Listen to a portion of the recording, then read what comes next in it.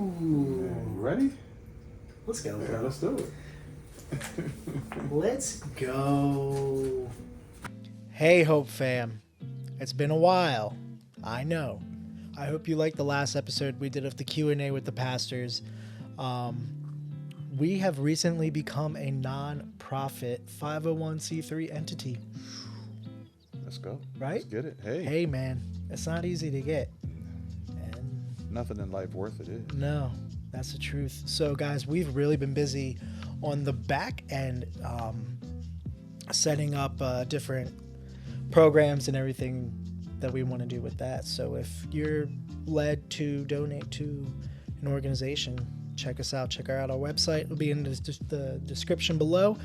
But I had an itch that I needed scratched, man. Okay. I needed to do a podcast episode. So I got my man Dale Arthur over here in the house. Well, in his house. Mi casa es su casa. Hey. What's up, man? That's it. Nothing much. What's up with you, man? How's things? We're great, man. Hey, so we're both from Jersey. Hey, let's get it. Little did we know. 856. Both moved down. Same area code, Yeah, too. 856 to 813. Yeah. Make that a t-shirt. Yeah.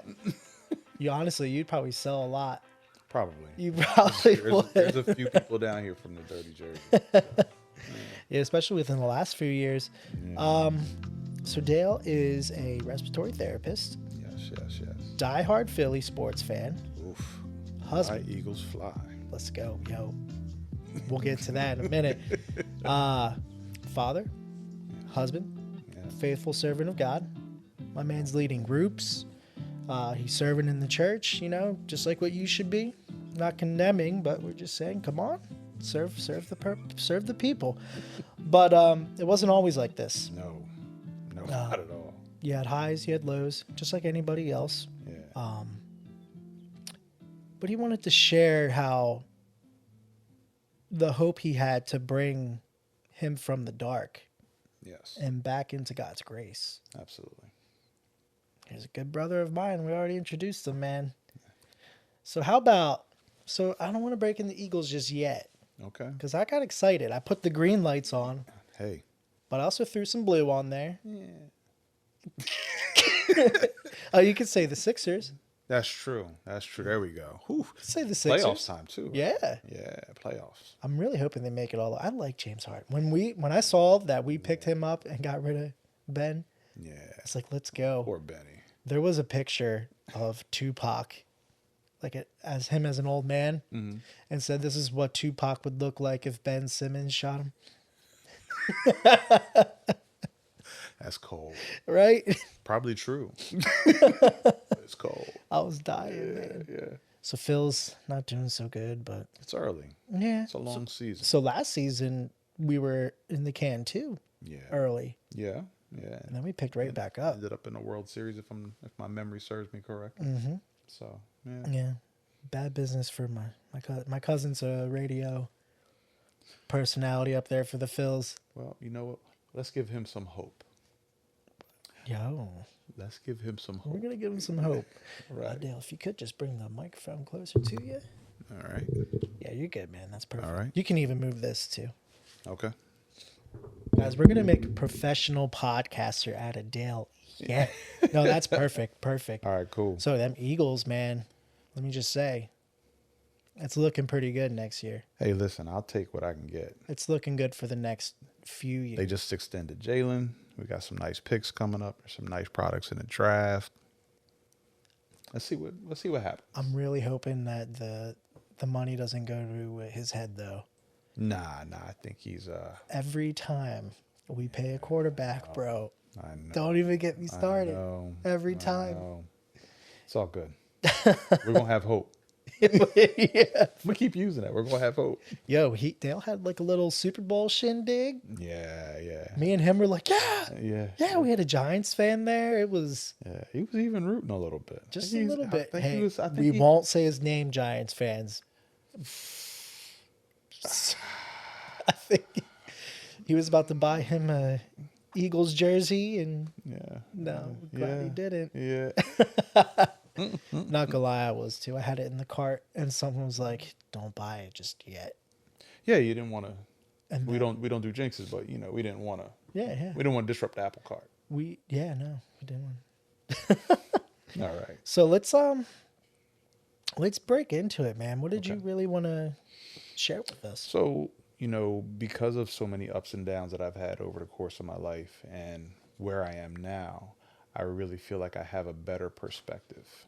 I know that even though the trouble that I may face is still going, it's not going to be the easy thing to do, I do know where to go to get my fill of how things will be moving forward.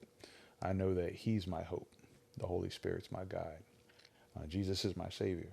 And Romans 1:16 is serious. I'm not ashamed.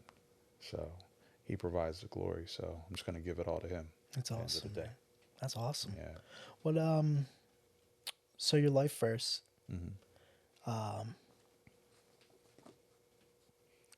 What is your life verse? Psalms 133rd There we Psalm. go. Okay. Yeah. David wrote that back in the day. Even though David was, Do you David had issues. He was a man just like everybody else, right? Do you remember it? Oh, yeah. Behold how good and pleasant it is for brethren to dwell together in unity. Let's go. I asked for a Bible just in case. Just in case. I'm not as You good never know. I'm not as good at memory verses. Hey, listen, it's a short chapter, so I think Yeah. it's only about 4 or 5 verses.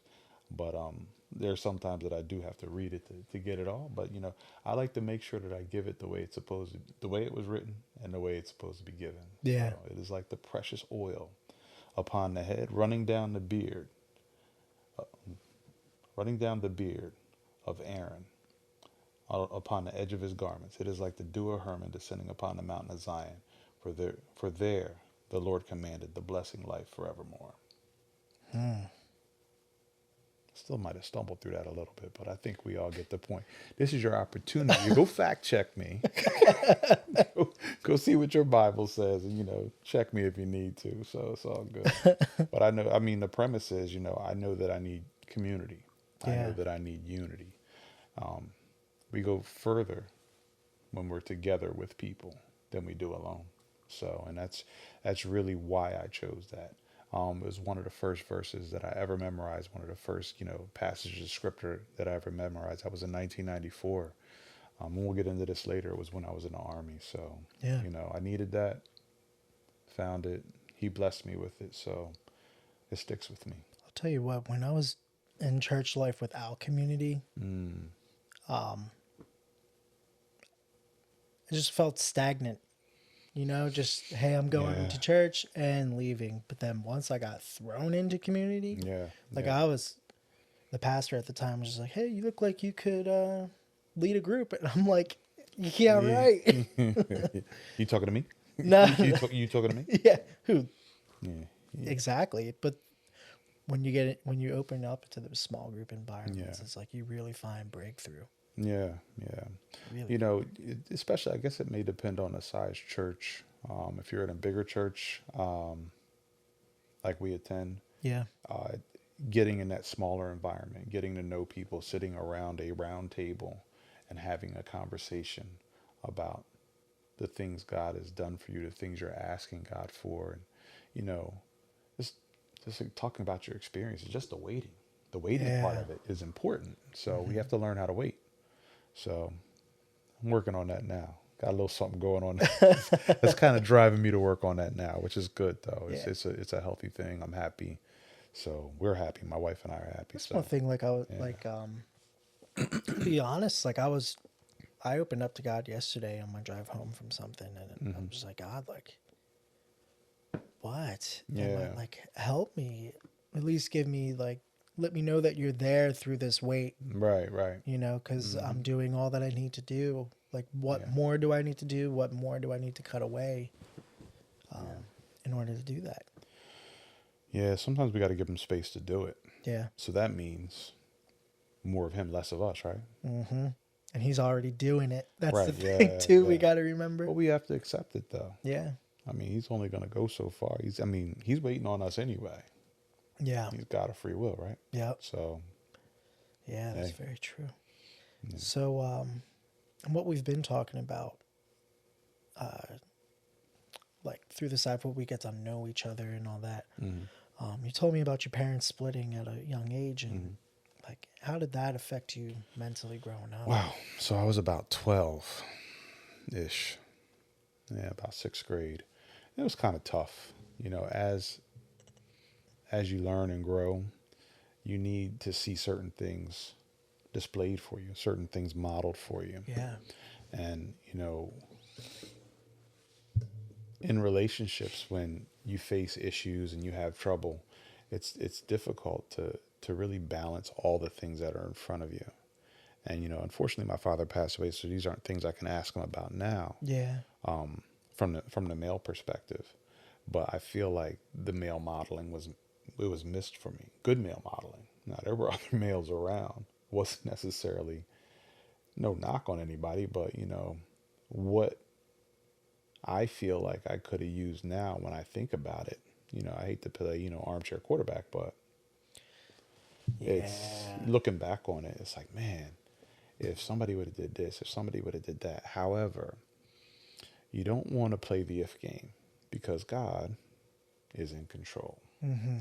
And everything that happened, no matter how we look at it, is there for his glory. It brought us here So, for yeah, it brought so us here for a reason. that's right. That's right. So I feel like that was the footstool for me to do what he had been calling me to do all along. I didn't know that.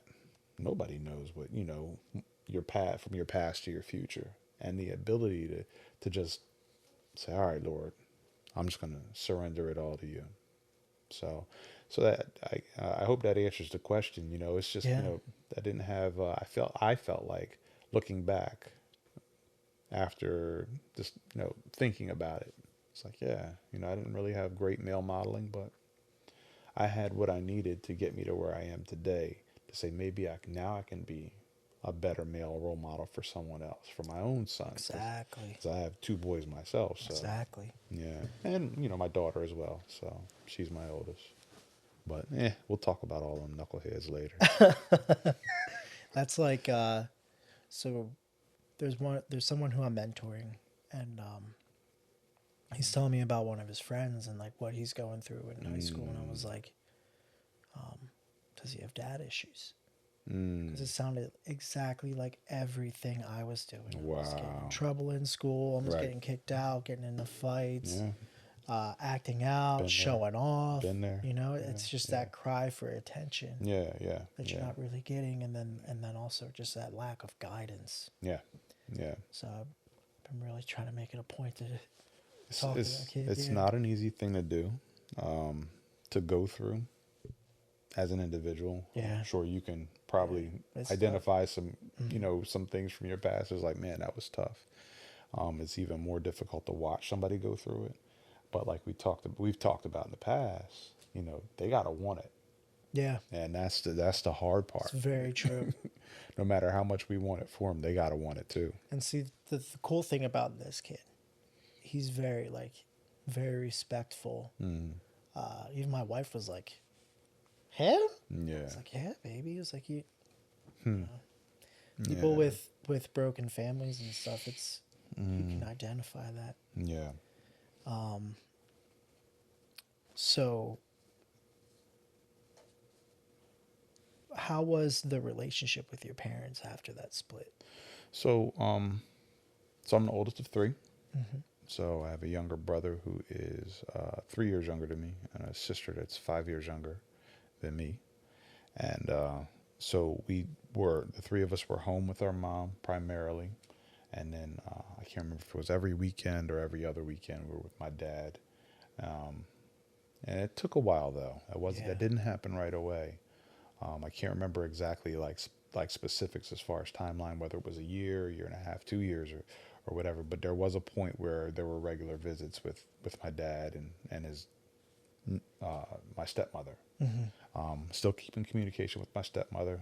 She's rock solid, good lady. The relationship with my mom, her role had to change. It was more than just nurturing. So now it was nurturing and providing. Yeah. that couldn't have been easy for her. Um, but she made it work. You know, I didn't even realize growing up we were on welfare. I Mm-hmm. think I'm not sure we had the block cheese, so I guess I don't know if we were, The if we just government got WIC cheese, or yeah, whatever. yeah. But it was challenging just to try and understand, you know, where I should be, what I should be doing. You know, my mom was you know, this is what we're doing. This is what you're doing. There was no options. There weren't options. It was just, Wow. this is what I'm telling you to do, and this is what needs to get done. And me trying to find my voice, trying to figure out who I was, the acting out, cutting up in school. I remember, man, I don't know, it was sixth grade, because I remember specifically these kids were, I was riding my bike from my grandmother's house, one area in South Jersey, to school, to middle school. And these kids, you know, they used to do this thing where the older kids always beat up on the younger kids. Yeah, yeah. So they started chasing me on my bike. So I'm riding my bike, riding my bike, riding my bike, and they're just chasing, they're just being jerks or whatever. Mm-hmm. So the next day, after, you know, they didn't get me, but the next day, I ride the bus. I bring a butcher knife to school. Oh, snap. Yo, he was ready to cut him. Yeah, so I don't know what happened. I don't know how I got caught, but somehow I got caught. Mm-hmm. So the guidance counselor called my mom, and we sat down and we had to talk about it. This dude was super cool. I cannot remember his name. Anyway, he was like, "What's going on?" He actually sat down and talked to me. He didn't yell at me. Wow. So that was one of the first instances that I remember. Like, even though I did something wrong, somebody showed me grace. Yeah. Not saying that it never happened, but that's what I remember. That was impressionable to me. Hmm. I could still see his face. I still remember the moment. He always used to wear white shirt and a tie. He always had the tie undone and the button undone, and then the sleeves rolled up. So he was just like a super cool dude. Yeah, yeah. Silver gray hair. He looked like, he looked, to me, he's probably 6, 7 feet tall, but he was probably only like 5'8", 5'9". They told But he me- was, Yeah, they told him he had to wear a tie to work. He's like, yeah, okay, I will. Yeah, He did it his way. But he was, super cool dude, That's man. awesome. And for some reason, I gravitated toward him. I gravitated toward guys that would treat me right, Yeah. and then people that were funny. So, those are some of the examples of some of the things I went through. And my mom is a great example. She did a ton of good things, and I just can't imagine what that was like. Yeah.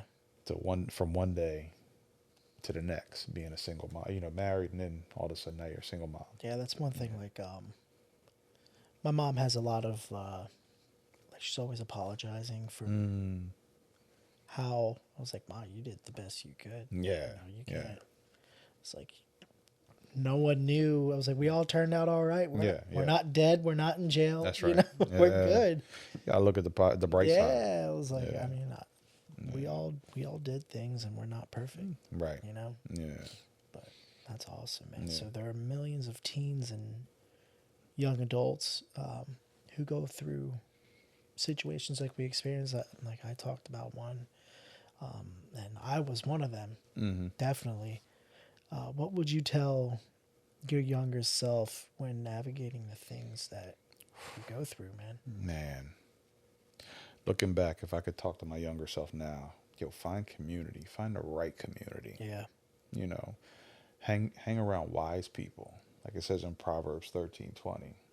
Walk with the wise and become wise. Associate with fools and get in trouble. That's what I did. I associated with fools and I got myself in trouble. Yeah. Why? It sounded like a good idea at the time. We've all got stories like that, right? Where it sounds like a good idea to do, but maybe not so much. So you live and learn. You find out the hard way. However, just like we just talked about, sometimes we have to go through some things to find out what the right thing is down the road. I wish that I'd asked myself a number of questions when I was younger. Me, like, Oh man. I couldn't. Like, I just never stopped and thought. I was just like, yeah, rock and roll. Yeah. that was just like, Yeah, we always want to know what direction our friends are going to go in. Do I need to pretend to be somebody that I'm not in order to fit in? If I need to pretend to be somebody else, then what am I doing? it's really, that was me. Yeah. That was me because I was just trying to find myself through Right. hurt Yeah. and other situations. And then right before we moved to where I went to high school, it was like 8th grade. And it was like end of the year. Like we couldn't even finish out the Yeah. year. Yeah. So Yeah. I was with kids I was with from kindergarten. Wow. And now I had it felt like a whole new identity somewhere else. And then you start hanging out with crowds that you shouldn't be Wow. hanging out with. And Yeah. like that didn't really help. And then through that time, my dad was moving and yeah, man. So Wow. like That's tough. I had to That's tough. go hard. You know, I felt like I had to go hard. Yeah. And then all the goofball friends start going to college and stuff. And you're like, wait, I'm still a goofball. Like, where's everybody going? Yeah. Why am I still here by myself? Why am I still a goofball? I'll go to Florida and be a goofball. Oh man. So, what does that need for a male role model look like? What does it need? What does it mean? What is the need for a male model? Oh man. Let's go with that way. It's like to talk So- to talk to you, or like to talk to me, for example. So if you're drawing a picture, right? And somebody says, I want you to draw a picture to look just like that other picture. If you can't see the picture, how can you draw the picture? Yeah, you can't. Right? So you need something, you need a blueprint. It's like building a building. You don't just say, I'm going to go build the building without any kind of planning. You got to put some time in. You got to figure out, all right, I want this room to look like this. I want it to be this tall. I want this many floors. Oh, am I going to need an elevator? Oh, what's the code say? Oh, how many circuits do I have to have in a breaker box? It's some work. So when you just as an 8, 9, 10, 11, 12-year-old kid are trying to figure it out and can't, Yeah. you need that bad. And shouts out to the single moms. That's a grind. Mm-hmm. It is. And the single pops. I'm not going to, let's not forget there's some single dads out there. Yep. But with the unit that God put together to raise kids, that's where it's at, man. Mm-hmm. They need that. And there's a lot of grandfathers and grandmothers stepping in and filling roles, and aunts and uncles and cousins, and you name it. I'm sure there's a dynamic for it all. And thank God for step parents. Yeah. Blended families is huge. Yeah. So the need for the man to show a boy how to be a man is important. They identify so many things: physical, mental, emotional. Yeah. You have to tell that young man, hey, listen, it's okay to cry. It's okay to be upset. It's okay to be angry. Jesus got angry. Yeah. He's flipping tables. Right. Not the massage table. Nah, not the massage table. That's what we're not going to do. That's But That's it's a challenge, yeah, man. it's true. As a young man, you need to see what it's like. Like, what's my goal? But when the goalpost is moving, because it's like, because that happens too. Yeah. Somebody will brag, this one's good for this week. That one's good for next week. There's just some things missing when you don't have the consistency that's needed. Yeah. And I think it's important to have consistency. I'm grateful that, I was always able to be there for the most part with my kids. We could dig into a little bit more of it later. Yeah. But, my oldest one and my youngest one, the middle one, we'll talk about. And it was just a challenge. Choices that I made, things that all part of my growth. And just talked to my middle one today, as a matter of fact. He's in Miami right now. He does some work. Yeah, Nice. he does some real strong video work and audio work. Really? He's sharp. maybe hire him on Yeah, to yeah. Hope for Tomorrow one day. Yeah, we'll I see. need that. Yeah. We gonna pray about all Yeah, that. yeah. He's a good kid, good young man, and That's awesome. he's trying to find his way, and he's like, man, this ain't easy life. I said, yeah, I know. I told you it wasn't gonna be easy. He said, yeah, I know, but I ain't know. He said it just didn't make sense the way you were telling me. Yeah, so experience is a good teacher. So I'm just grateful now that we're able to build and just have the type of relationship where he's having an issue, he'll call me. You know, That's perfect. so He yeah, knows he can talk to. yeah, yeah, Yeah, yeah, that's one thing that's key is allowing your kids a safe space to yeah, talk. And I yeah. honestly, I'm gonna be truthful. Mm, I didn't provide that because I didn't, mm. not as much as I should have. Well, bro, I'm not gonna act like it's Yeah, been all the yeah, time. because yeah, This is yeah, new. I'm there's still yeah, processing. yeah, yeah, yeah, yeah, yeah, yeah. But I was like real bad and just like shutting him down, Mm, and yeah, just because that's what my dad would do. yeah, So we're talking a lot about the single parents, but also male role models. The dad might not be as good as you think, right, right, right. and Maybe that father didn't have the tools. exactly. Like that was So, my dad. My dad right, didn't have a dad, right, and right. so I don't really beat up on him too much. Excuse me, Right. too much for like how he dealt with us, but just being coached by my wife, and that's another thing Yeah. too. Like having a good woman beside you to like be truthful and not like Man. be angrily Right. about it. Like why are you talking? Like, Yeah. hey, maybe you should approach it this way. Yeah. You know. Yeah. But being a mentor, I have a few. I have a few kids that I talk to. They have Yeah. very healthy households and stuff. They just want someone to talk to. Yeah. Yeah. know? Yeah. Yeah. I think when you're young and you're looking for friends, you got to remember that the adult brain isn't fully matured till Yeah. 25. Yeah, I was just about to say yeah. 25. Yeah. So, being able to talk to your dad at home or an uncle or whatever is good. But sometimes, you just don't want to open up. You're not going to open up to them the same way you would open up to maybe a friend or Yes, someone else that could exactly. mentor you Yeah. and say, hey, you know what? This is what I think. And then on their way out, without even saying anything to you, they might just say, man, my dad said the same thing. And That's so true. that's how it is. Yeah, yeah. Yeah. That is so true. Yeah. Yeah. So, hey, Army, thank you for your service. Thank you, man. I appreciate it. Appreciate it. Yeah, I was So I know you said Folsom, PA, and then I remembered because I was like, oh, I used to live there. yeah, It was Fulcroft, a Fullcroft. Okay. Delco. Okay. Yeah, All right. yeah, right across the bridge. So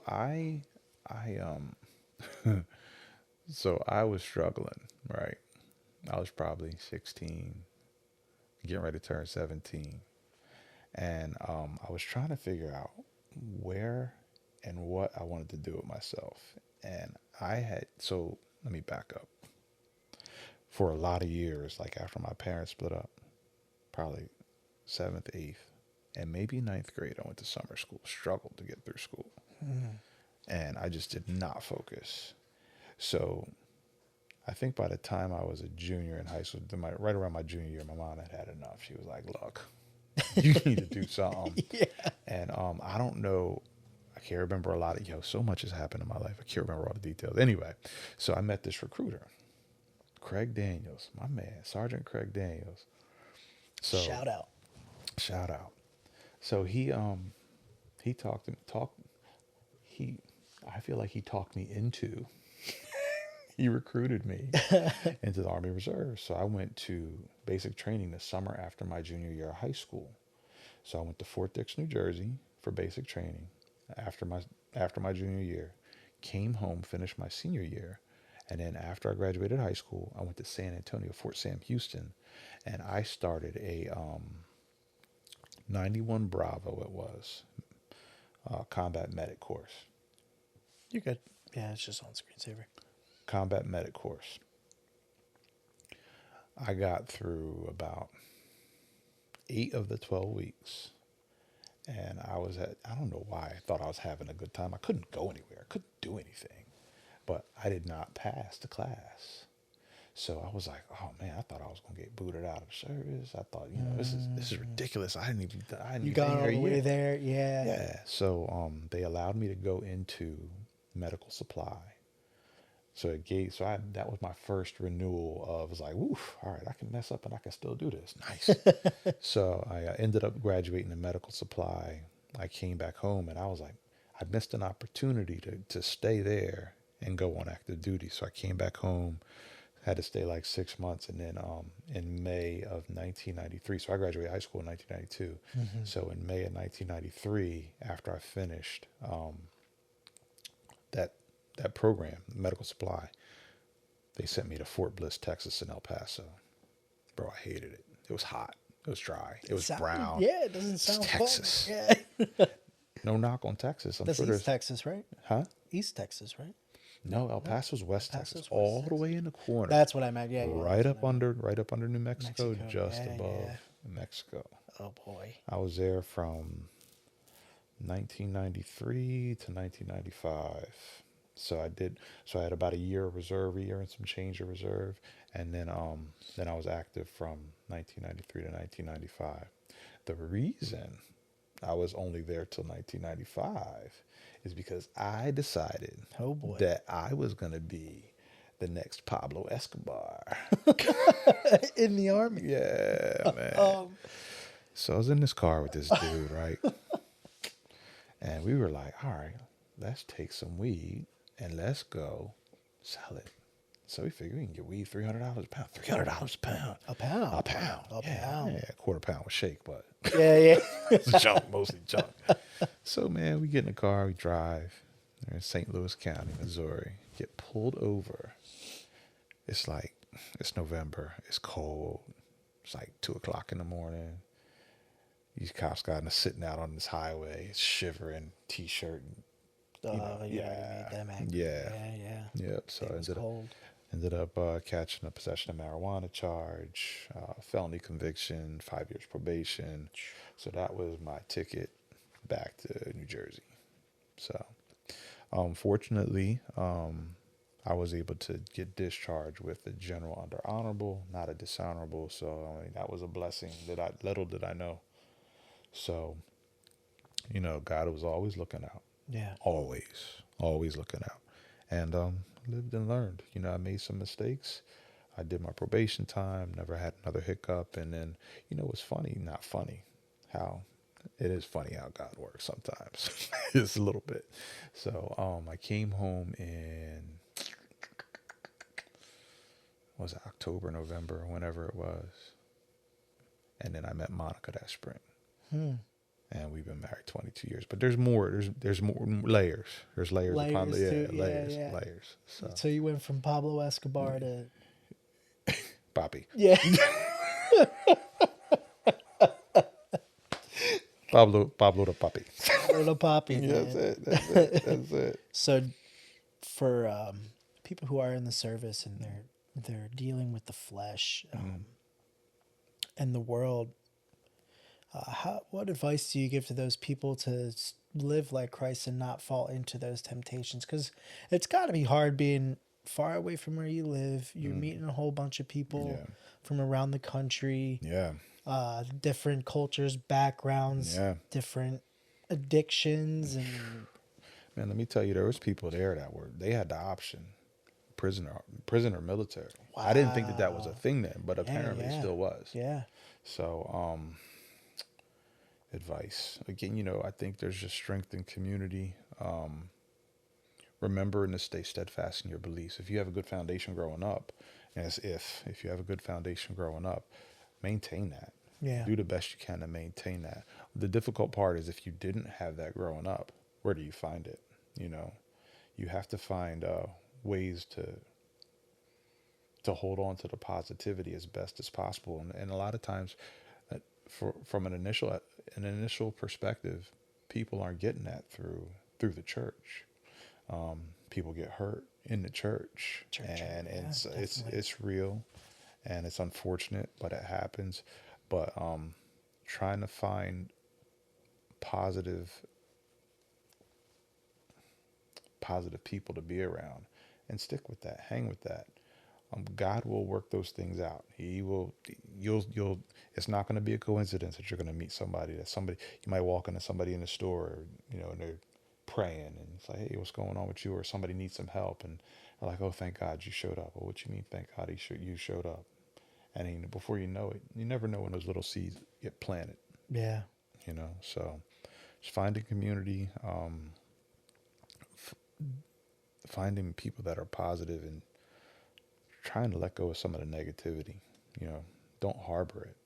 Let it go. It's easier said than done. Yeah, because So there could be a lot of those people who were in hurtful situations that like to feed off of those emotions and plant them in others too. It's really where you're casting your seeds.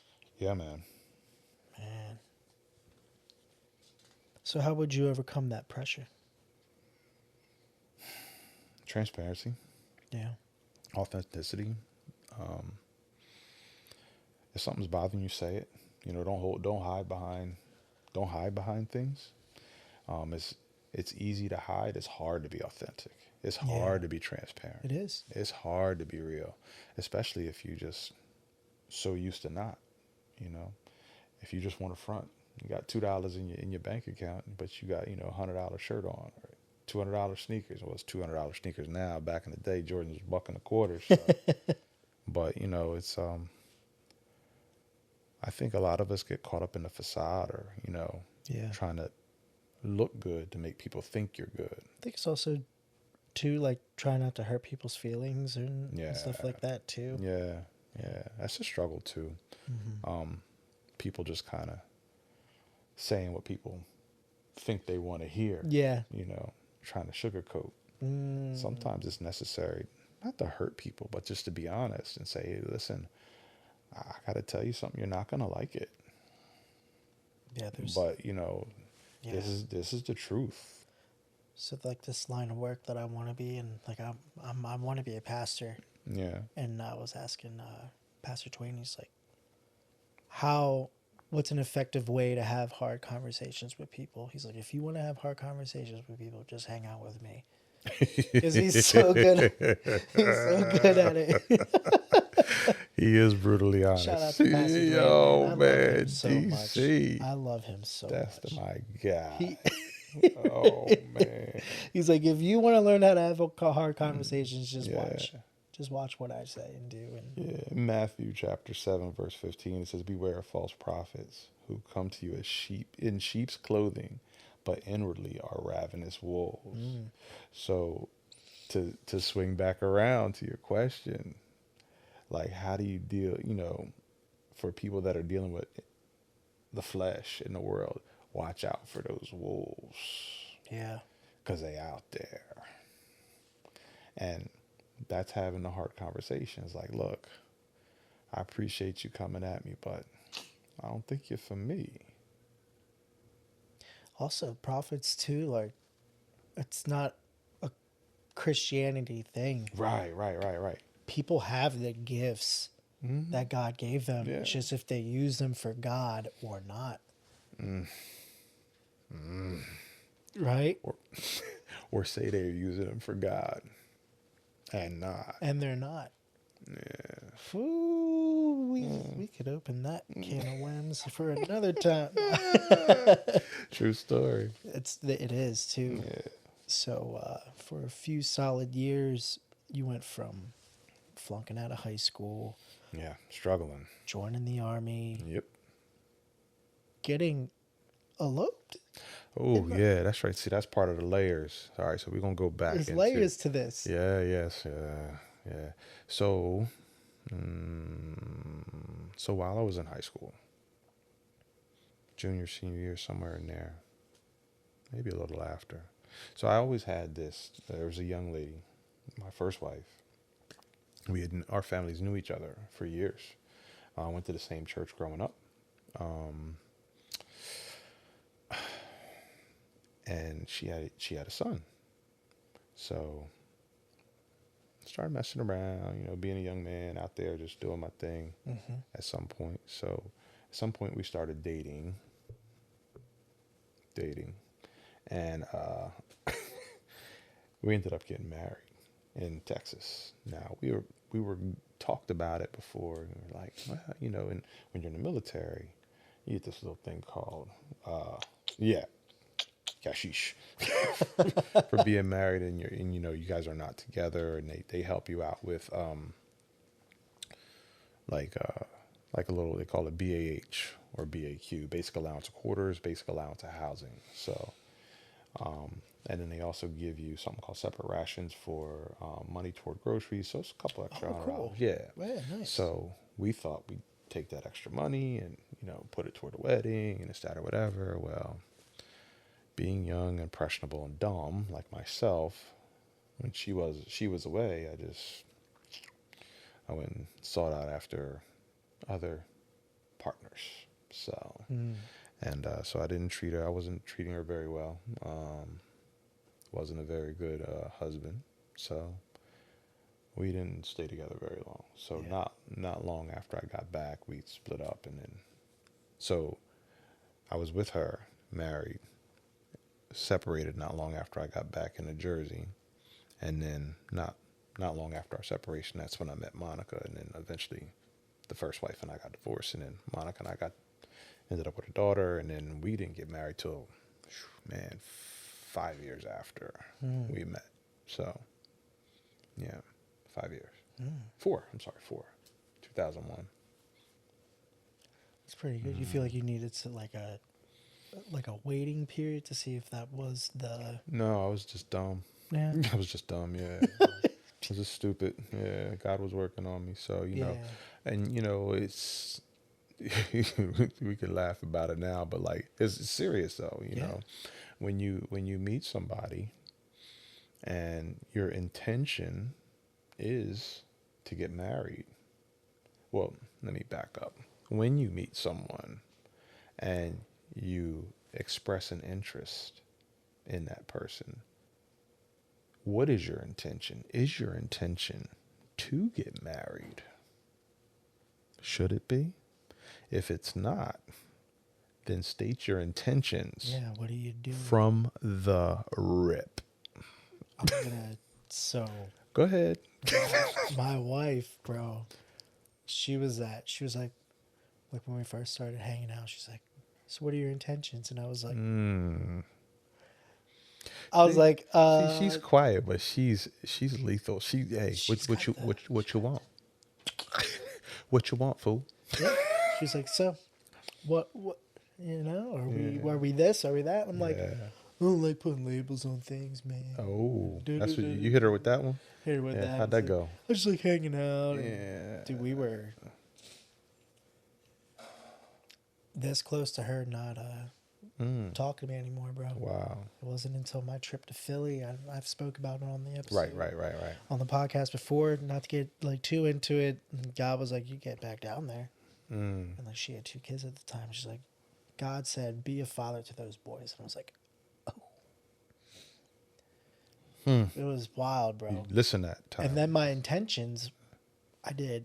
Okay. No, for real, I did. Yeah, okay. Because I'm not talking about where. I'm just talking about, sometimes when God talks to Yeah. us, we don't always listen. No, it was like clear. I'm like, whoa, where did that come from?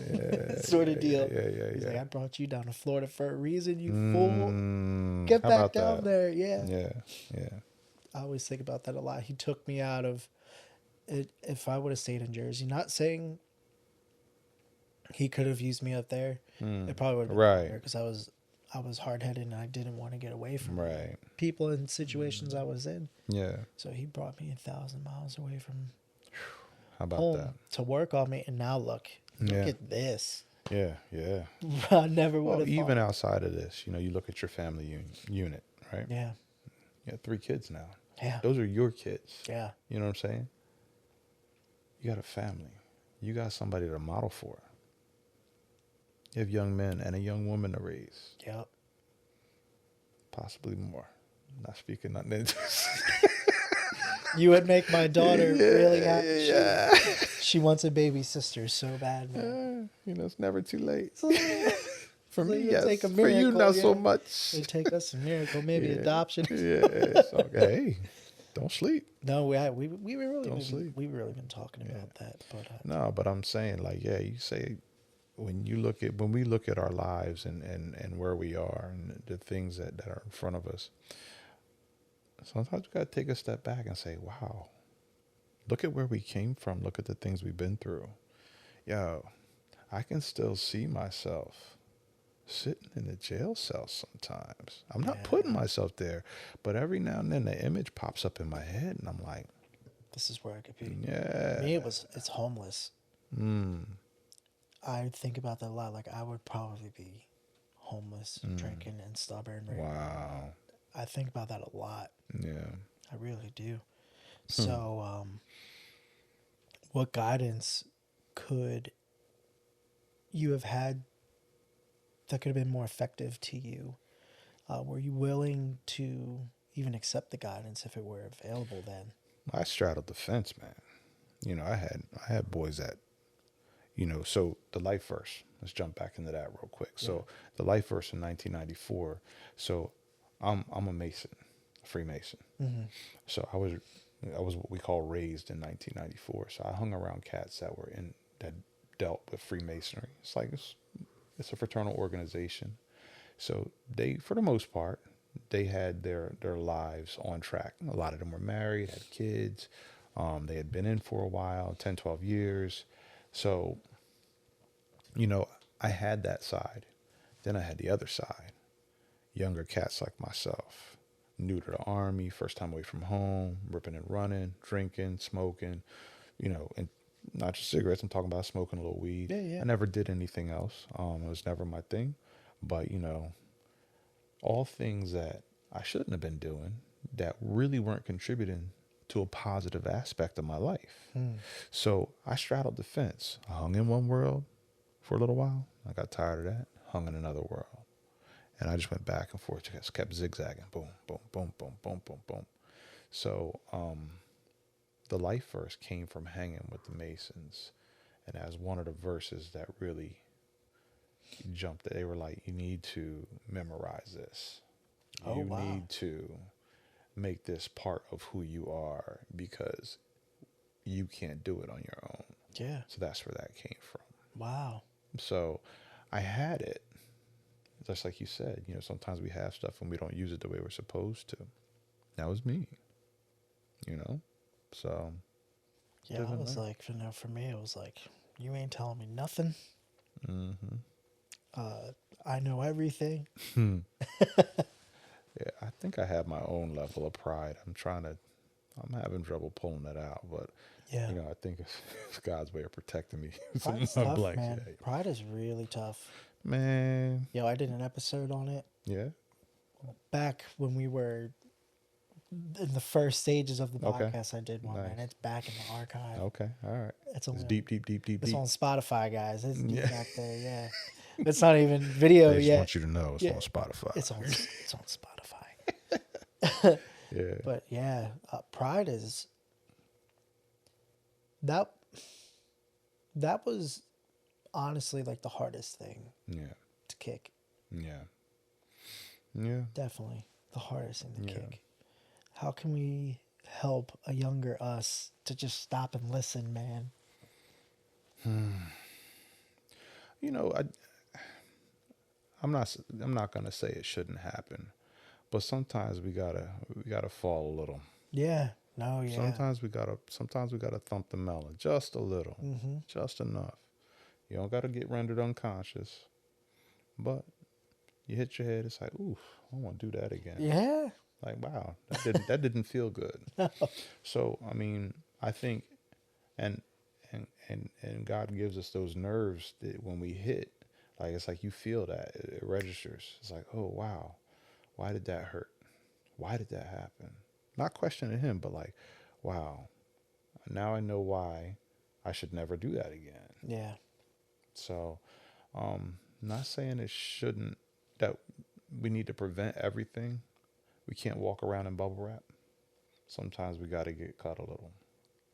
So that's where I'm at with That's that one. good. Yeah. That's good.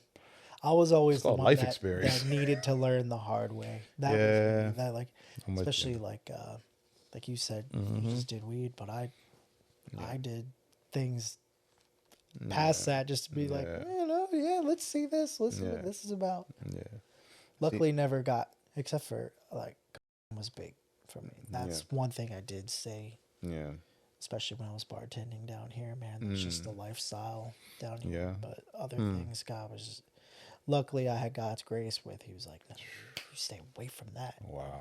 Yeah. Grace and mercy, bro. Grace and I mercy. I can't even tell you, man. I should have been dead, bro.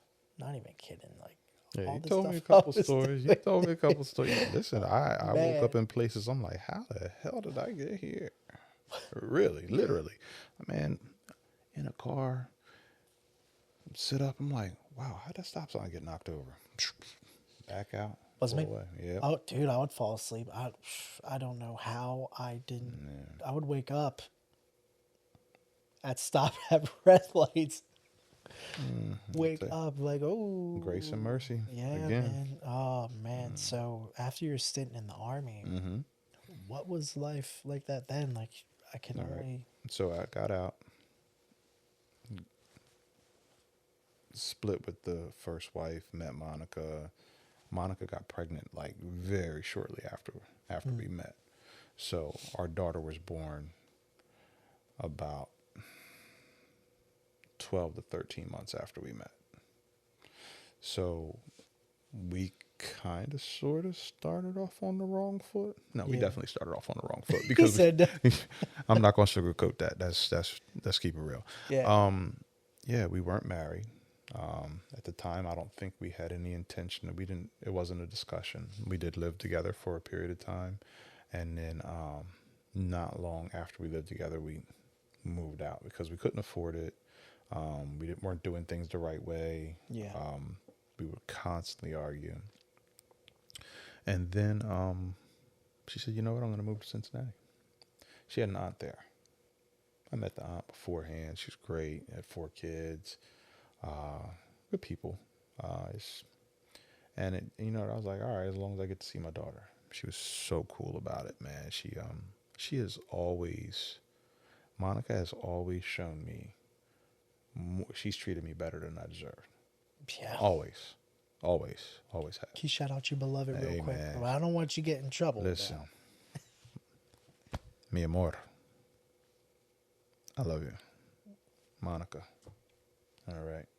So, so I used to drive maybe either all the way there, halfway there, or on occasion she would come all the way back to Jersey from Cincinnati because she still had family in Jersey. Yeah. So, we worked out a lot of the details. So in 2000-ish, I decided to move out there. So, What was that like as a father, knowing that your daughter wow, lives so it was far away? hard. It could be tough. It was man. hard. I It can was imagine. hard, but she was so flexible. Monica was Yeah. with it at the time, even though it wasn't about me and her anymore. It was about About the baby. yes, Yeah. yeah, That's yeah, so cool. yeah, yeah. That's and really not cool, not bro. everybody goes through that. No, that's what I'm saying. Like, Yeah. that's a straight blessing. Yeah, That's amazing. another more proof. God's grace Yes, and yes, mercy. absolutely.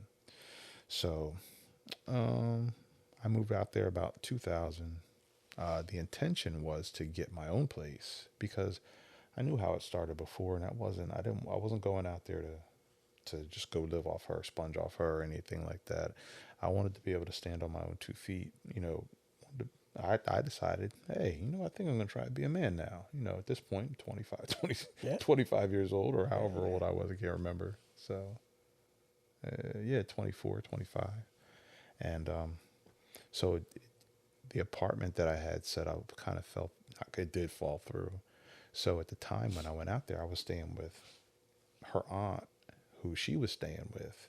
So all of us were in the same house, and then the 4 girls. Her aunt has 4 girls.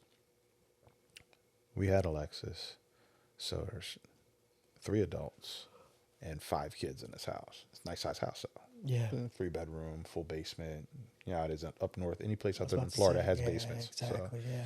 So we had the whole basement, and just got to talking, and through time, and some healing, and just a little maturation, we said, all right, let's give this another shot. So we got our place, and we decided that we were going to go ahead and get married. So we got married like the following year, 2001. All the while she's pregnant with our youngest son too. So I still wasn't fully a grown man, but we're doing everything God wanted me to do. So, but I was learning. I got better. It was a process. It wasn't just the change. Like, hey, I'm going to change. Boom. It doesn't work like that. No, it's a So, process. yeah. So we eventually got married in 2001. We've been married for 22 years now. So, hey, man. Love that, Thanks, man. man. I appreciate Let's it. go. Hey, it's process. Yeah. It's process. We can dig into that in another. Yeah. The process. Of, Yes, sir. Trust the process. So that's how that went. so, during that, so you had 3 kids, Yes, I do. 2 of which, Monica and I have 2. but there's one in between. There is. The 2. There is.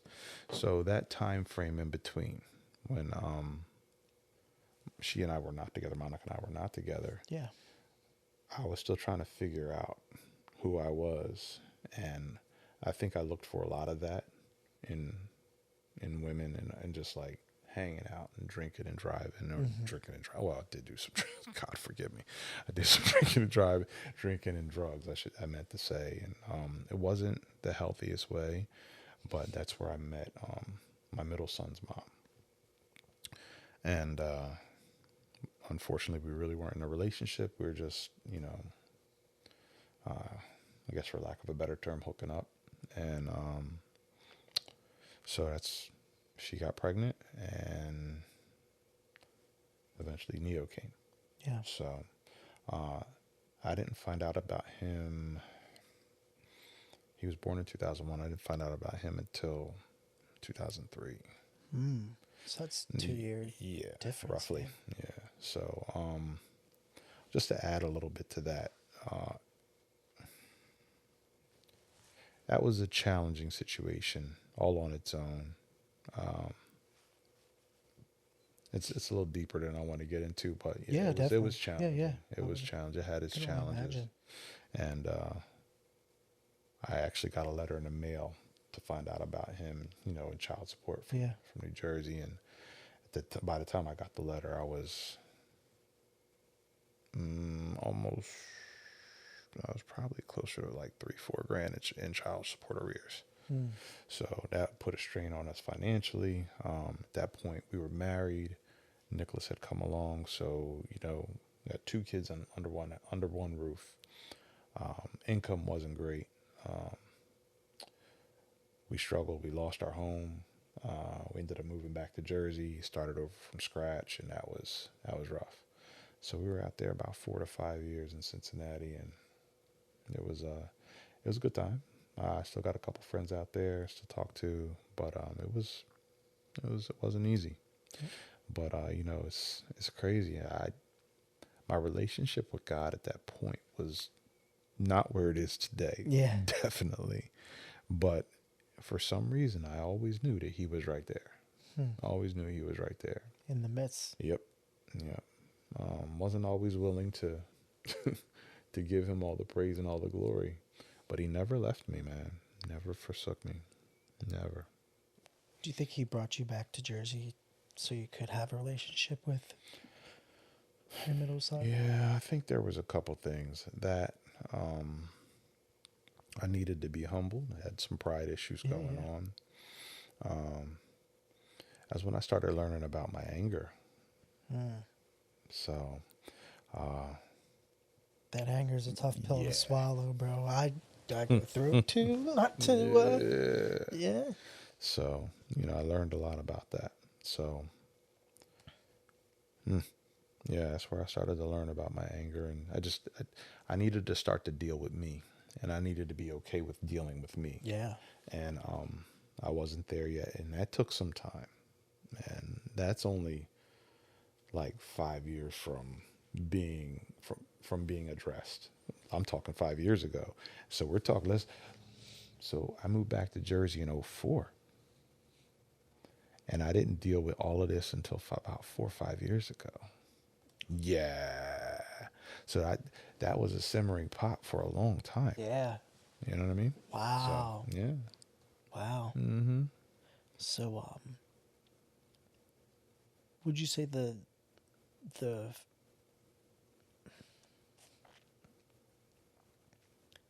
let's back up. Mm-hmm. Okay. Through this, you became a respiratory therapist, or any?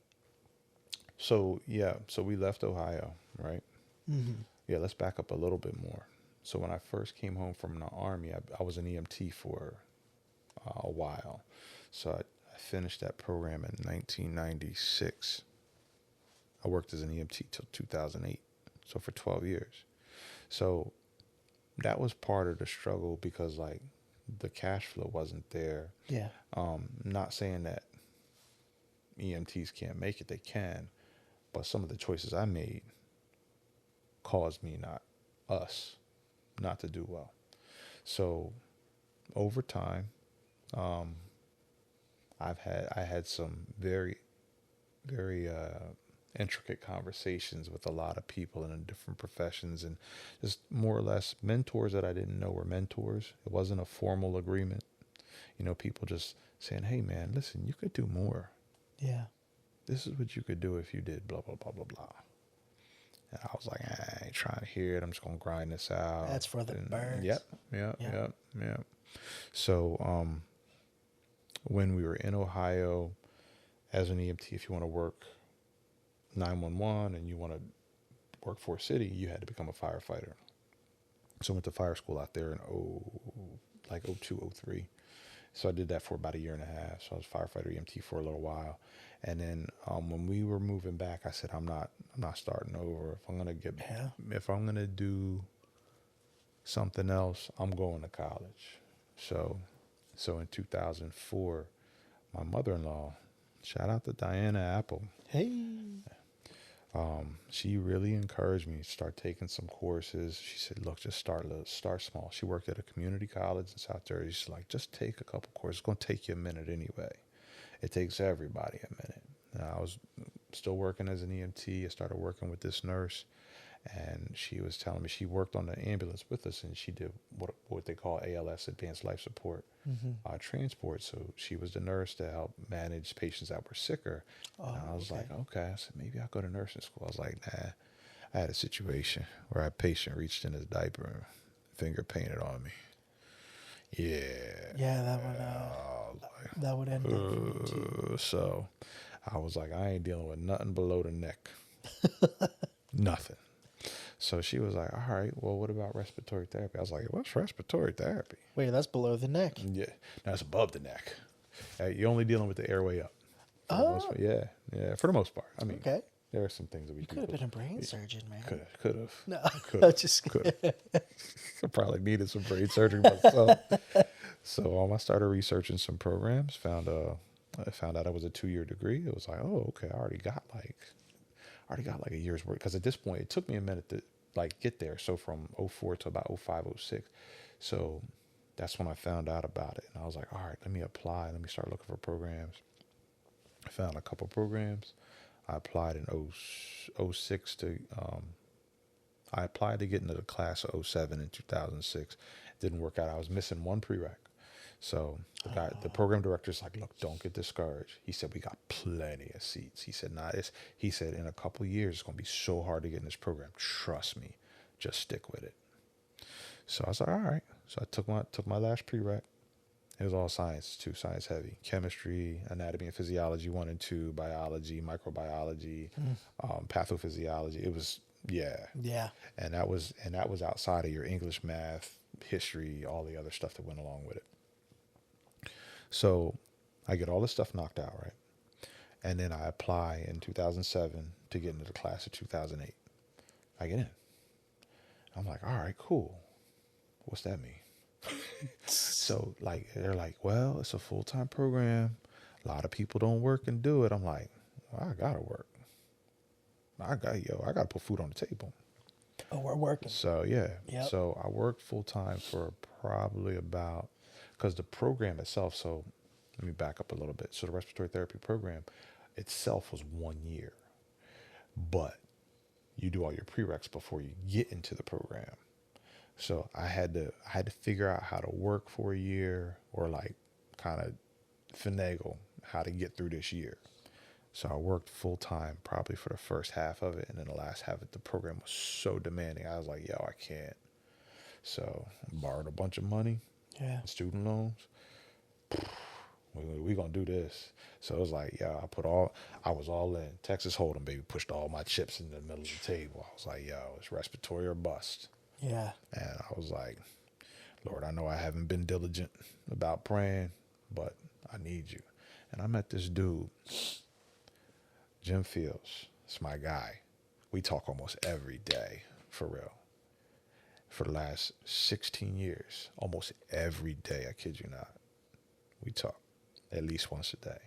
Sometimes we go a couple of days. He's on vacation. I'm on vacation. Whatever. Yeah. You know, he's got stuff going on. But like for the most part, every single day. If I didn't meet Jim Fields, if God didn't put him in my life, I probably wouldn't be a respiratory therapist today. Wow. Yo, smartest dude, one of the smartest dudes I've ever met. Because one of the first conversations we had, everybody introduced himself in class. Who are you? Where are you from? What's your background? Blah, blah, blah. What do you do? And Americans, what we say, what we do, we mean, what do you do for work? Yeah, it drives me Yeah. nuts. Yeah, it drives me nuts. Especially when Like, I wasn't yeah. doing anything. So they got to him. He's like, what do you do? He's like, I ain't doing nothing. I'm like, Okay. it's like, okay, Pablo. So we finished, and they were like, oh, that's cool. You say, he's like, yeah, I saved some money. I'm good. You know, I'm just chilling. I'm just going to school. So I'm curious. I'm like, dude, what you mean you ain't do? I said, yo, you got a hustle? I don't know about. I'm like, I'm still in my mind. I'm like, all right, yo. Let me in on this. So he was like, yo, he said, I've been through stuff like this. He said, I did a program, I failed. And I'm not failing this one. I was like, so what you mean? He's like, yo, I worked for like a year and a half, stacked my chips so that I didn't have to worry about thinking about taking a job, collecting. Yo, he stacked enough money to get himself through because he knew what it was gonna be. Yeah. He went to a nursing program, and it stressed him out because he was trying to walk the tightrope, do it all, work, school, family. And his kids are a little younger than mine, but he and I are the same. Jim, we're the same age. We always have this conversation. He's like, yo, you're older. I'm like, yo, you were born in the same year. We're the same age. He's like, nah, you're older. You're a couple months older. I'm like, He pulled the month card. yeah. He pulled the month card. You're killing me, Smalls. He ain't lying though. So, nah, he's not. It's the last time I'm going to say that, too. So, anyway. It's on the record now. It is. Too late. But that's my guy, man. And so like studying together, like I couldn't get a couple concepts down. So like, and he tripped me out because like he would say stuff like, just think of EPMD. I'm like, white guy. He's born and raised, like he's from Philly, but he born and raised in like Turnersville, Williamstown. He was like, what you talking about EPMD? I'm like, you're killing me. But he's always been a good dude, man. And he's been in my corner. I've been in his, and we've hung out like whenever he comes to he's I always tell him he don't come to Florida, he goes to Disney. He's one of those people. But yeah, so because of him, having a good dude, Yeah. he was my community in school. Yeah. I had a couple other people that have come and gone for no one, just because life, we grow, we change, it's different. It's just like that sometimes. It's important for young people to realize too, like sometimes when you have somebody in your life, they're just there for a season. Sometimes they're there for life. That's good. You know what I mean? But it's for me and him, we've been rocking together since 2007, man. Like studying for hours upon ends. But Monica just, she's like, yo, what are you doing at this? I'm like, yo, you have no idea how hard this crap is. The kids would be like, Dad, are you coming home? I'm like, baby, Daddy got to go to the library. You can study at home. No, I can't. No, I Not can't. with all the running around and the yep. Nah. And, you know, real talk, my kids were good. They Yeah. didn't drive me nuts when they were little. Well, a little bit they did, but like The kids are they kids. listen. Yeah, you know, no Yeah. doubt, no doubt. Yeah, so So all that must have paid off. yeah, the funny thing is like you don't realize what grace and mercy looks like till you get it. I've never missed a meal. I've never had to, never. These are my blessings. Yeah. Some people might not see them that way, and some people be like, "Oh, now you showing off." I never had the power shut off. Never. My family never been homeless. It's just that's the grace and mercy for me. That's what it looks like for me, and I'm grateful. I really am. So, yeah. So how did that change your married life? Well, it's still a process, Frank, at that point. The 2008 was still a process. While I was in respiratory school, March 2008, my dad was diagnosed with pancreatic cancer, Oh, and he died in April, like less than 6 weeks later. wow. So that was challenging. So I was still trying to process a lot of things. So still trying to figure out how to be a good husband, be a good dad, and be a good man.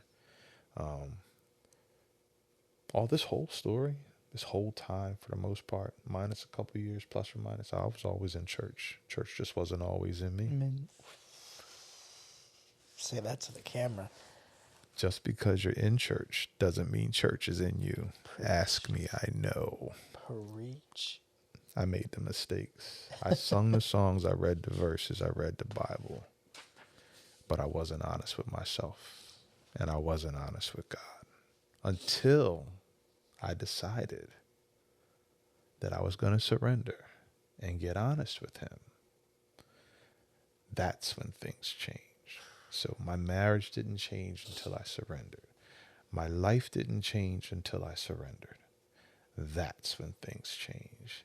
You would have to fast forward all the way to 2020. So you're talking about 40-plus-year-old man, married with children that are adults, making mistakes, making bad decisions, not consulting God first, Oof. not making sure he's number one, wife number two, everybody else behind that. That's when it changed. When I said, all right, Lord, I can't do it anymore. I can't do it. Literally on my knees with my hands up just like this. I can't do it. You win. It's all you. So then, So you talk about community as an individual. yeah. Individual. Mm-hmm. How about, and I love the term you use because I use it all the time now. What's that? My bone. Oh yeah, my rib. Your rib, yeah. My rib. So, what was community like for your family, and what brought peace to your marriage? So everything has a story, Frank. It's crazy. So Monica worked for this company, kind of like nonprofit. It was a nonprofit for sure. And they provided social services, as Monica was the employee providing the service for a family.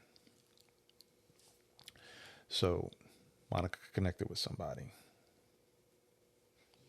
for work, and that was it. No communication for about 2 to 3 years. She and I are going through something major. Like, we might not be together major. Wow. These two individuals reconnect And that is the beginning of the renewing of our marriage, renewing of our relationship. So I give up and say, all right, God, I'm done acting like a nut. I'm done being stupid. I'm not going to do this no more. And I mean it this time because I said it a number of times. So after I decide that, okay, this is it, Monica meets this lady and meets up with this lady, not meets her because she's met her before. And they start talking about places like Family Life and this church where they all get together and they do small group. That was when we did our first, it was 20, was it 20? Yeah, it was 2020. We did our first marriage small group. We did it online because COVID didn't let nobody get together. Wow. So things changed there.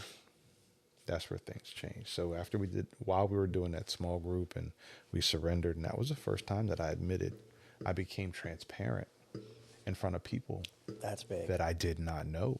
Yeah, that's So, and that was huge. And I wept like a child, man. Wept like a child.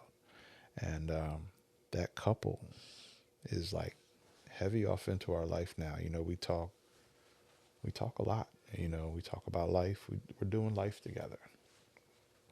It may not, the frequency might not be there where we see each other or talk to each other every day. Now, we're trying to get them down here to this, to the Sunshine State. okay. Come on. Oh, dude. yeah. There's plenty of So room. yeah. Now, y'all can stay with us for a minute if you need to. So. Couch is nice. Yeah.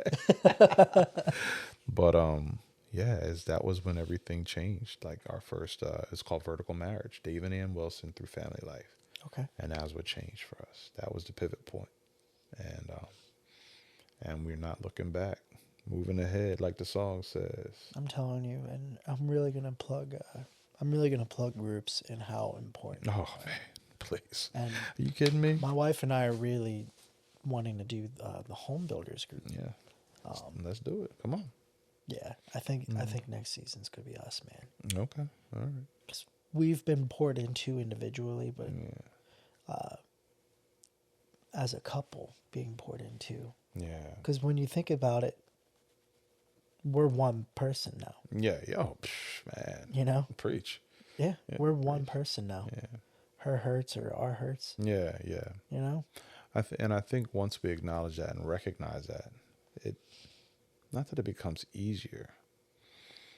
I take that back. It does. It does become easier. It becomes easier to tackle. Because Yeah. you're not in it alone anymore. You're equipped. That's right. Yeah, you're equipped. So, you know, and one of the things to go back to the question too is like after doing the self-assessment and saying, all right, this is where I'm falling short. These are the things I could be doing. This is how I could get better.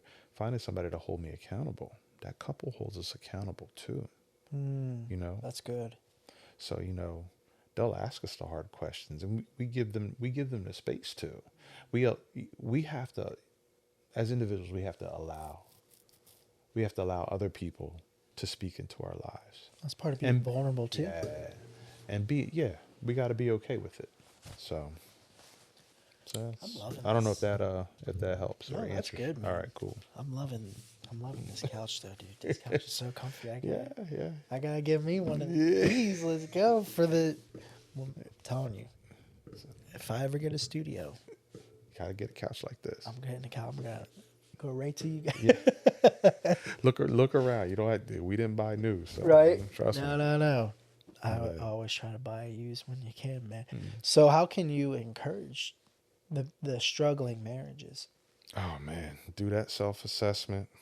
Ask yourself, do I have a relationship with Christ? And be honest in the answer. That's key. You know, and if you don't, do it. I want you, you know, I'm gonna ask you a question. How does somebody give their life to commit and say, all right, I'm a Christian? What makes someone a believer? What makes someone trust that belief? Yeah. Because we could believe in the chair, Yeah. but do we trust it's going to hold us up? You fell off a chair a couple times, man. Yeah. Yeah, I'm trying not to think of it. So But that's yeah. like one thing. Like I always believed there was God. I always believed like Right. Jesus was a person, Yes. Yes. but I didn't trust. Huh. I didn't fully trust. Right.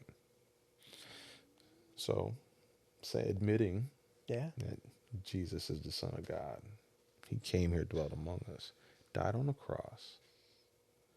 He rose from the dead 3 days later. And now the Holy Spirit is right here guiding us around, right? He's right here guiding Yeah. us. So, As we speak. yep. So the other thing is, am I praying? Like as a couple, to get back to your question, am I praying? Am I waiting for the answer, or am I going to try and fix it myself? Do you trust? Let's read in a book by Craig Rochelle, Winning the War in Your Mind. He gave an example in his book about trusting God, and he used the analogy of a God box. Imagine you had a shoe box or some kind of box, and you wrote the word God on it.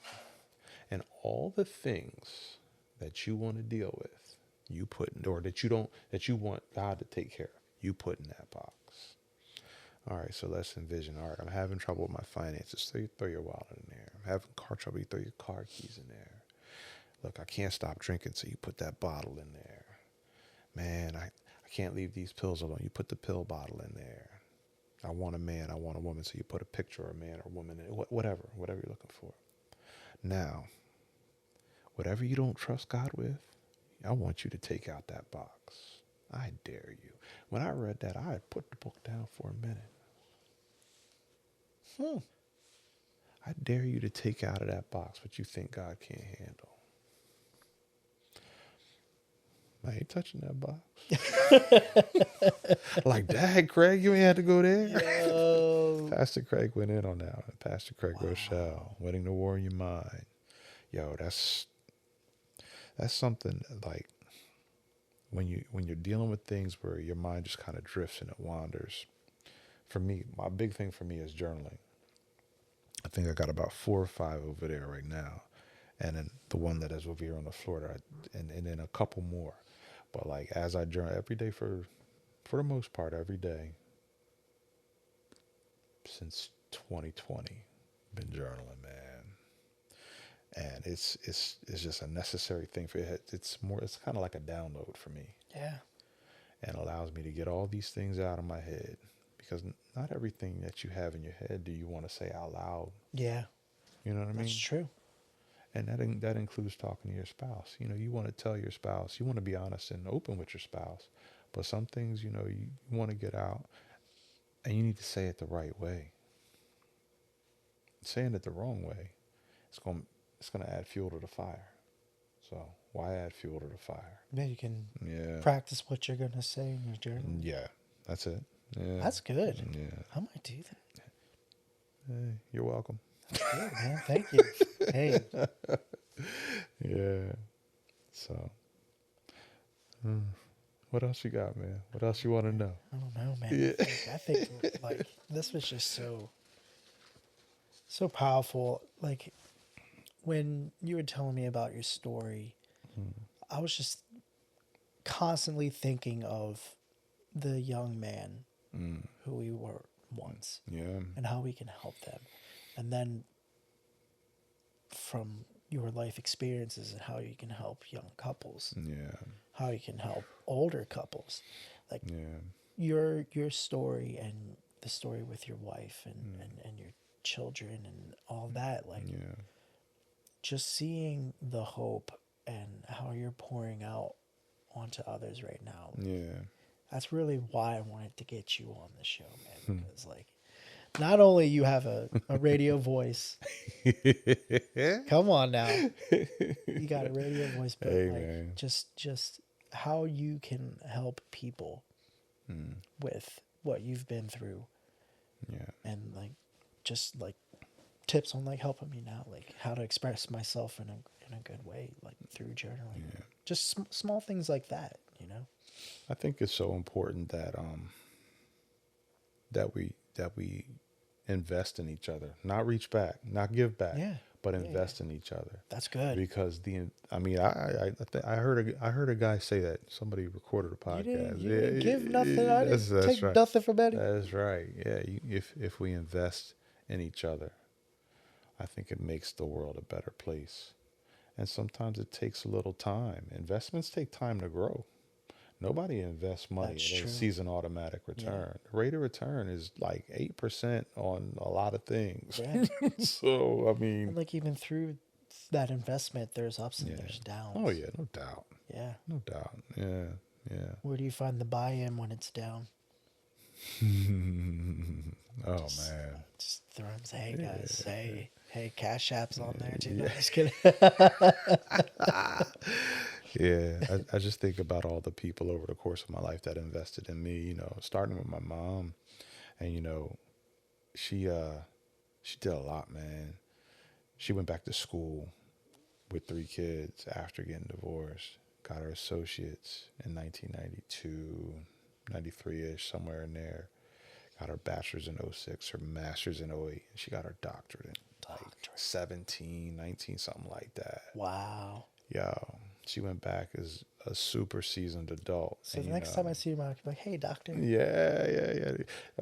That's gotta be so cool. Somebody, so I have, my sister has a number of kids, and I don't know if my mom does it in third person, Dr. Graham. So it's like, girl, you a trip. But yeah, I just think about that investment, and some of my cousins that have done well in business, and went back to school, and just friends that I've met over the years.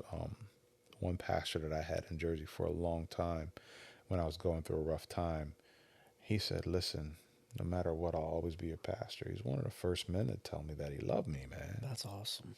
He's a good dude, man. Randy Sabella, Pastor Randy Sabella. The church was Malaga Assembly of God. They changed their name to Hope Assembly of God. Like I was part of that. Like I was at the church at that time. So Hope Assembly of God, Malaga, New Jersey. Pastor Randy A. Sabella. Let's My go. guy. Wow. Yeah, he's one of the first men to tell me that he loved me and meant it, and told me that I'll always be there for you no matter what. I called him and told him, some of the positive things, because a lot of times when people go to their pastors, they're just giving them all the Yeah, they're unloading. Yeah. yeah. So I said, I just wanted to let you know that what you invested in me is starting to be sown. Wow. I said, I need you to know that your work is not in vain. I said, I need you to know that. I need you to know that the love that you've shown me over the years has really, really paid off. Wow. Is it everything that we want it to be? I said, no, but I've made the turn. I made the pivot point. So he just, we both cried, on the phone. And then when I went back in November, I made a point to go see him, and we sat and we talked for a while. So Pastors need that, man. yeah. Because Yeah. there's a lot we see and there's a lot we don't see. Yeah. Oh, man. And especially because their scene is always, and me and T talked about this in a past episode of, they're seen as the fixer in the situation instead of the guider. Yep. And when we go to your pastor, if you have one, and thank him. No doubt. Thank him. I try and make a point to tell them, to thank them for their obedience, because to be a pastor takes obedience. You're not kidding, dude. Yo, it takes. I'm not even a pastor, but there's takes, a level. It takes obedience that, in a lot of cases, we can't even muster, and we can't even figure. We don't know what that's like. The sacrifices they make, the things they do, the space they create for people to come. You know what I mean? Some of us can't even, I can't even fathom what that looks like. So, when God calls somebody to pastor, ooh, sorry about You're that. good, bro. When God calls somebody to pastor, honor them the way that they need to be honored. They're human. They're going to make mistakes. course. They're going to have issues. They have issues. They wouldn't be human. If they didn't have issues, they wouldn't be human. Yep. So just if I can offer that, if you're a pastor and you're listening to this, man, I pray that God just blesses your life, gives you the peace that you need that surpasses all understanding. So that's all I got, man. That's awesome, man. Dale, I really appreciate you doing this, and Man, thank you for having me. yeah, man, you got to talk to T about doing the educational highway, man. Oh, I will. I will. We've been talking. He's he's busy. He's jet setting. You know what I mean? He's in the French Riviera right now. In a Speedo. T, I'm gonna talk to you offline, but you got to get this man on your show. But that's one thing, we have a good partnership with him. Yeah, because he's a good guy. He's got the educational highway. And he's also check out TerrenceCole.com. If you're looking on making improvements in your life, no matter where they are, he's got a course for literally everything. Literally everything. I just got my mom signed up the other day. Oh, yeah? Oh, Yeah, nice. That's what's she up. wanted more certificates and stuff for her Indeed. Oh, nice. She's like, oh, I know a place where you can get that for free, for free, people. I know a guy. I know a guy. That's it. I love him a lot too. Like, Yeah. T yeah. is my guy. He's one of those bastards that just Yeah. like poor. Like, none of this. We wouldn't even have a 5. We probably would have down the line, but he's Okay. just like, no, we're doing this now. I'm like, okay. He's a little assertive. Yeah. It's a little assertive. Well, he lights the fire up here rear. Yeah.